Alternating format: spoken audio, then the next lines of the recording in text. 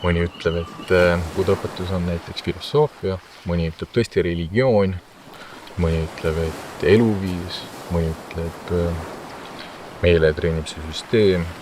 See kõik sõltub inimesest endast, kuidas ta seda tõlgendab. Ja kõik sõltub ka tema kogemusest.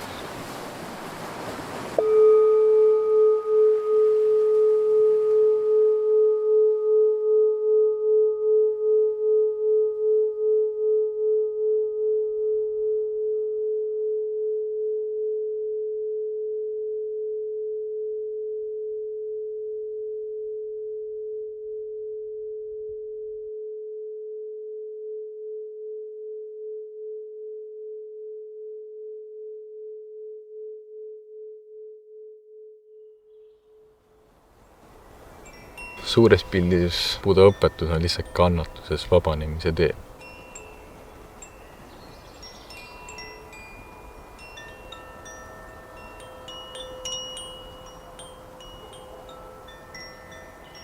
Õpetaja õpetab seda, mida ta õpetab, ja õpilane õpib seda, mida ta õpib.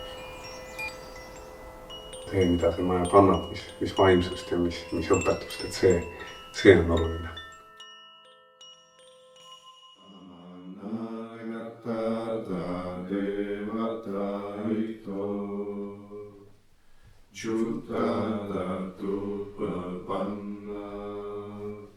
Mayam Vidataruham Sinam Samvichati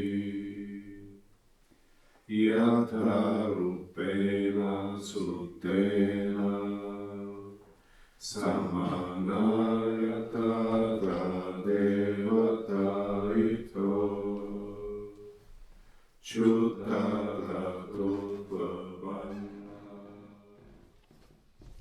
Buda iseenesest oli täiesti tavaline inimene. Ta sündis Indias, Põhja-Indias sellises rikkas perekonnas. Ta mõistis seda, et kõik see ilu ja rikkus, mis tal ümberringi on, et see ei rahuldanud teda. Ja ta sai aru, et elu ongi selline, et kõik asjad on pidevalt püsitud, nad liiguvad. Mõtted muutuvad, tunded muutuvad, et see on loomulik osa. Teiseks, ta sai aru, et ükski asi ei sisalda lõplikku rahulolu, mitte ükski. See on lihtsalt elu olemus. Siia võite tulla, võite mediteerida, esialgu on väga hea, eks, ja siis hakkab selg valutama. Siis hakkavad põlved valutama, eks, et polegi enam väga hea. Aga muidugi, kui te vaata sügavast džaanas, siis on juba hoopis teine asi. Ja kolmas, ta leidis seda vaadeldes nii-öelda hinnangu vabalt. Üheski objektis ei ole mina. Austus temale ülimale agatandile õigesti mõistnule.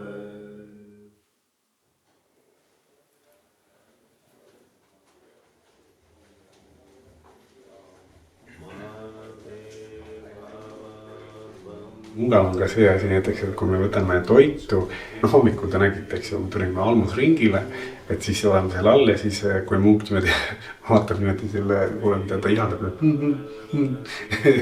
see on ka keelatud. See on ka vale naabik. Et me ei saa valida tegelikult toitu, mida me sööme, et seda annetatakse. Buda ajal, kui Budale annetati toitu, siis Buda ei retsiteerinud mitte midagi. Buda läks ise minema. Aga kuna see on siin kultuuris vähemalt midagi väga uut, nii-öelda budism kui selline või buda õpetus, siis kui inimesel annab toitu, siis üldiselt inimene tahab midagi vastu saada. Mõni inimene piisab ka sellest, kui ta saab jagada, aga mõni inimene soovib midagi vastu. Kõikidest haigustest vabanenud, kogu kurbusest pääsenud, kõik vaenlased võitnud, vabanenud, et sa oleksid. Kõik pinged pöördugu eemale, kõik haigused hävigu, et ohud ei tabaks sind, õnnelikult ja pikalt elaksid. Sel, kes austab kõlbelisi, on lugupidava loomuga, 4 tammad suurenevad, eluiga, väljanägemine, õnn ja jõud. Jah, kell 5 meil toimub retsiteerimine ja siis me mediteerime 45 minutit. Ja siis peale seda me hakkame tegelema enda kohustustega, mis meil vaja teha on. Mungal on siis peamiselt 3 tegevust, ehk siis ta õpib, harjutab ja õpetab seda teistele edasi. See on nii-öelda ideaal. Aga Eestis asjad nii ei käi. Me küll tegeleme nende 3 asjaga. Pluss veel me tegeleme ehitusega. Toru luksepad oleme kokad. Tegevusi on palju, et tegevus on erinevad. Aga peamine on ikkagi nii-öelda buda õpetuse õppimine, harjutamine ja selle nii-öelda õpetuse edastamine. Meie sangas. Ma ütleks, et see koht on juba budismi Eestisse toomisel väga tähtis, nagu see koht nagu jääb nagu teravaada budistidele ka tulevikust. See on nagu sümbol, et see on nagu budismis, millel pole nagu erilist sangat Eestis, on nagu ta on nagu istutatud siia tänu sellele keskusele ja ma tunnen, et see on juba suur sündmus.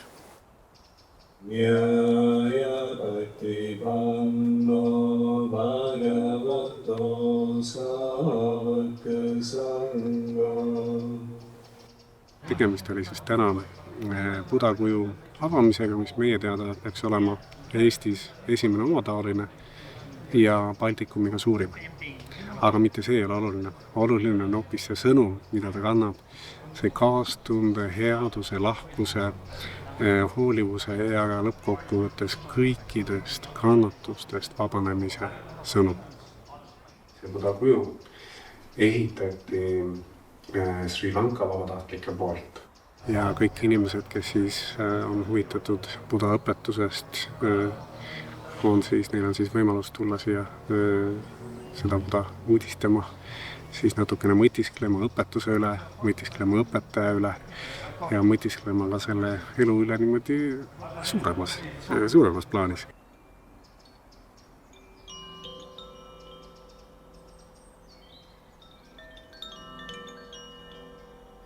Buda ise ütles oma järgijatele, et palun ärge võtke minu sõnu vastu kaljast austusest. Et mõelge kõigepealt, kas see on hea mulle? Kas see on hea sulle?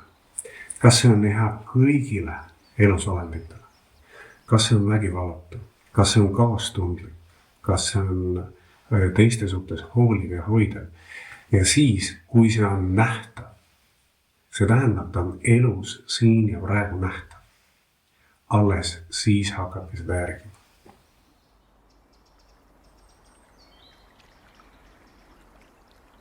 Meil ei ole isegi palvetamist. Buda ütles ka, et palvetada iseenesest on kasutusest. Näiteks, et oli seal üks mees, kes palvetas pärast isa surma, et tema teadus tõuseks jumalate juurde. Siis Buda ütles, et okei, teeme siis niimoodi, et võta siis see kivi, eks ju, viska vette ja pärast kutsume kogu küla palvetama, et see kivi tõuseks veest ülesse. Vaata, kuidas tõuseb. Ta ütleb, et see on küll mõtet, et nad võivad terve küla võime palvetada, aga see kivi ikka sealt veest üles ei tõuse.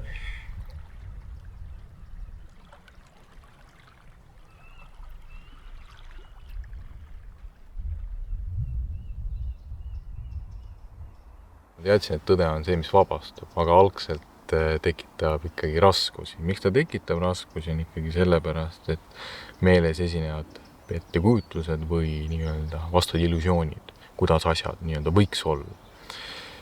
Aga kui selle nii-öelda selle pettekujutuse läbimurde siis ära kogeda, siis tuleb sihuke rahunemine ja sihuke tõe aktsepteerimine. Ja see tõe aktsepteerimine ongi minus kõige rohkem rahu tekitanud. Ja Buda õpetuses mulle meeldibki see, et ta tegelebki juurpõhjusega ja kannatuse juurpõhjus ongi iha. Et inimesed liiguvadki selles suunas kogu aeg, et lihtsalt asjad oleksid mõnusad, nauditavad ja head.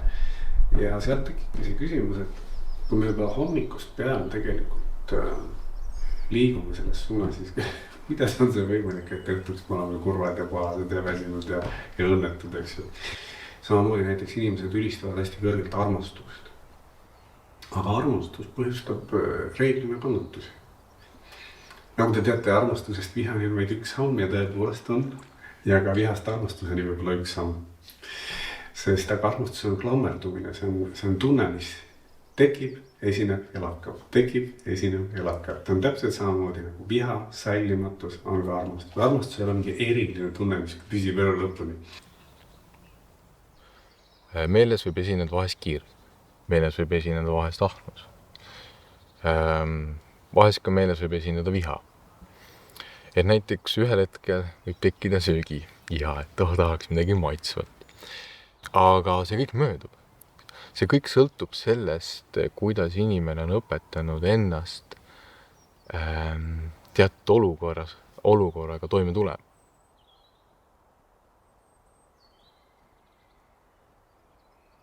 I don't remember how I found out that here is a Theravada monastery in Aigna here in Estonia. But then I started to come here. I was here last summer and during the spring I was a couple of times, and now I have been here for 2 months, and I really enjoy this community and these people. Since I started practicing, everywhere I go, I can connect to some kind of community related to meditation or Buddhism itself. And there I find people that take me in a way, and we have something in common that we sit together and we're all trying to heal our minds together, and I think that bonds us. So when I arrived in Estonia, right away, I could sit in a completely strange country with strangers, and we just sit and we meditate and we bond. Mis on minu jaoks kõige olulisem, on see, et ma hakkan väärtustama vägivallatust. Vägivald ei alga teistest, see algab meist endist. Kõigepealt me peame mõistma, et see vägivald, mida me enda suhtes teeme, see peegeldub igast meie mõttest, igast sõnast, igast teost välja.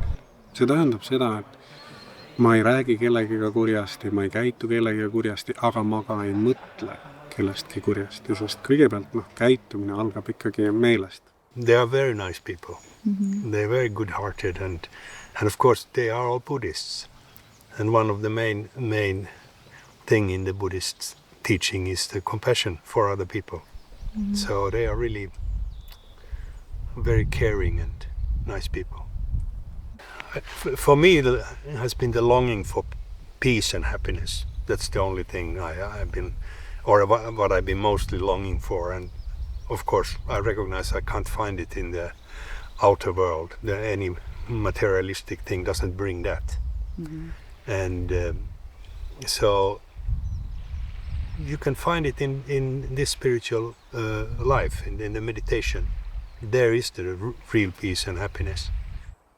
Buda õpetuse kohaselt on nii, et iga inimene sureb ära. See ei ole muidugi uudis ja see ei ole ainult Buda õpetus, aga see idee on selles, et kui ma tean seda, et see keha kukub niikuinii kokku, siis on mul ju valik, kuidas ma meil elan. Kas ma elan nii, et ma kurjustan ja olen kade ja raban, klammerdun asjade ja inimeste ja suhete külge, või ma vabastan. See on nagu selline nagu armastuse puhulgi, et kui me tahame inimest tingimusteta ja vabalt armastada, siis kõigepealt me peame selle ise õppima, me peame laskma selle inimese lahti, me ei tohi temasse klammerduda ja et nagu kui me siis läbi selle me anname talle ka võimaluse vastata samaga. aga see on samamoodi, et kui me siin kõnnime metsas, et siis me näeme lille, et kas me võtame selle kaasa või tahame seda omada, nii-öelda viime vaasi seni, kuni ta närb, viskame prügikasti või läheme mööda, vaatame lill ja läheme rõõmsalt edasi selle kaasrõõmus, et ma tean, et järgmine inimene, kes tuleb, saab ka rõõmustada selle lille üle. Mille eest ma olen veel tänulik, on Buda õpetuse eest. Et mul on võimalik seda eesti keeles õppida, seda ka praktiseerida. Ma olengi suures pildis tänulik nii-öelda inimestele, kes toetavad meid. Ma olen tänulik munkadele, kes on juba nii-öelda mitte enam siin maailmas, kes on nii-öelda seda õpetust nii palju hoidnud kui võimalik. Ja tänulik ka kõikidele inimestele, kes püüdlevad headuse poole. Kui luua kogukonda, siis kõige olulisem on luua kõigepealt selles kogukonnas samasugused väärtused ja väärtuste mõistmine ja sellest rääkimine iseenesest, sellest ei piisa. Selleks tuleb meel puhastada sellest vastandist, vihast, sallimatusest, kadedusest ja nii edasi. Nii et selleks, et luua kogukonda, mis tõepoolest oleks harmooniline, siis selleks me peame kõigepealt hakkama väärtustama harmooniat kõrgemalt kui isiklikke ambitsiooni, isiklikke soove, isiklikke tahtmisi. Nii et see tähendab seda, et kõigepealt tuleb panna piir egole.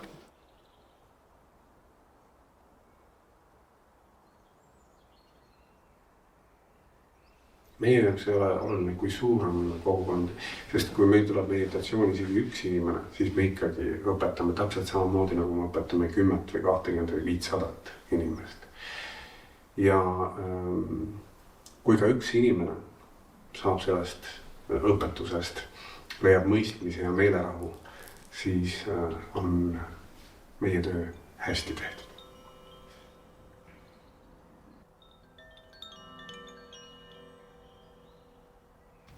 I think what would be healthy for everybody is to look for the stillness and the silence inside. And meditation is a very good way of finding it. Because it's there all the time. In us is the silence.